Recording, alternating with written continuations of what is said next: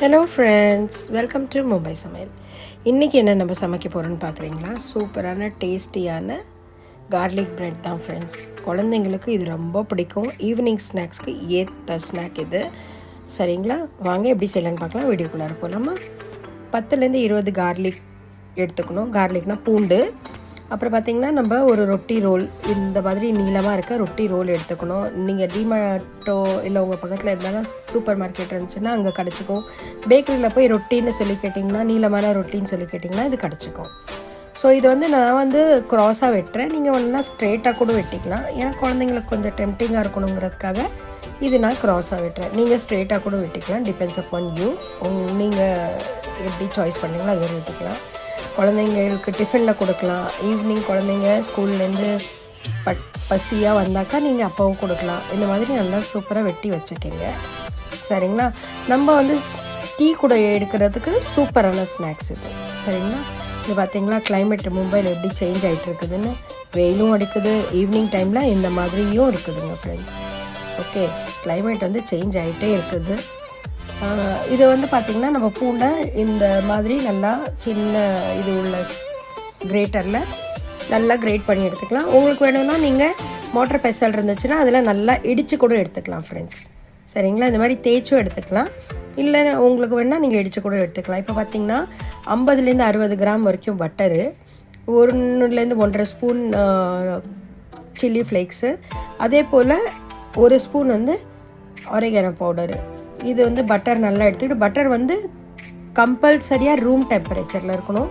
இதில் உப்பு போடக்கூடாது. ஏன்னா ஆல்ரெடி பட்டரில் உப்பு இருக்குதுங்கிறதுனால நம்ம இதில் உப்பு சேர்க்க மாட்டோம். பூண்டை போட்டு நல்லா நம்ம அதை கிண்டி எடுத்துக்கலாம். நல்லா ஸ்மாஷ் பண்ணிக்கோங்க அதில் பூண்டை. ஆரிகானோ, சில்லி ஃப்ளேக்ஸ் இது எல்லாமே போட்டு நல்லா ஒரு க்ரீமி டெக்ஸ்சரில் வர மாதிரி நீங்கள் இது பண்ணிக்கலாம்.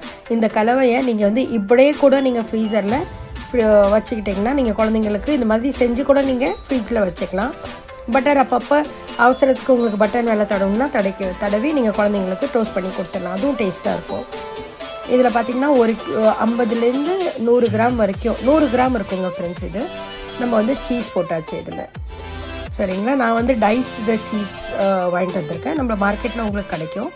அதை போட்டு நல்லா கிண்டி விட்டு நீங்கள் என்ன செய்யலாம்னா இதில் நல்லா பட்டர் நம்ம தடவுறோம் இல்லையா, அந்த மாதிரி நல்லா கொஞ்சம் திக்காகவே நல்லா நம்ம பட்டர் தடவி அந்த இதில் ரொட்டியில் தடவி நம்ம வச்சுக்கலாம்.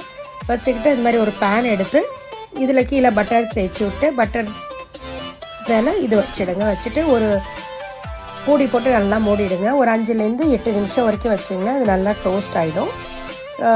கார்லிக் ப்ரெட் ரெடி ஆகிடும் ஃப்ரெண்ட்ஸ். ஆனால் இதில் நீங்கள் உங்கள்கிட்ட அவன் இருந்துச்சிங்கனாக்கா, அவன் இருக்கிறவங்க நீங்கள் அவனை ஒரு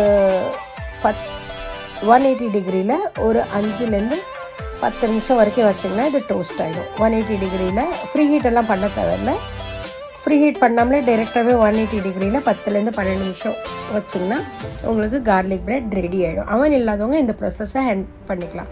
இந்த வீடியோ உங்களுக்கு பிடிச்சிருந்துன்னா கமெண்ட் பாக்ஸில் கமெண்ட் பண்ணுங்கள், லைக் பண்ணுங்கள், ஷேர் பண்ணுங்கள், சப்ஸ்கிரைப் பண்ணுங்கள், பெல் ஐக்கானை தட்ட மறந்துடாதீங்க.